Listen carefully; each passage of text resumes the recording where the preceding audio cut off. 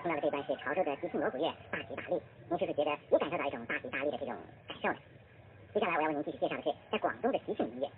广东乐在19世纪的下半叶在广州是十分流行的，当时呢是以琵琶为主奏，次要的有筝、箫、三弦、野胡，直到了后来出现了二弦、提琴、三弦、乐琴和横箫等等叫五架头。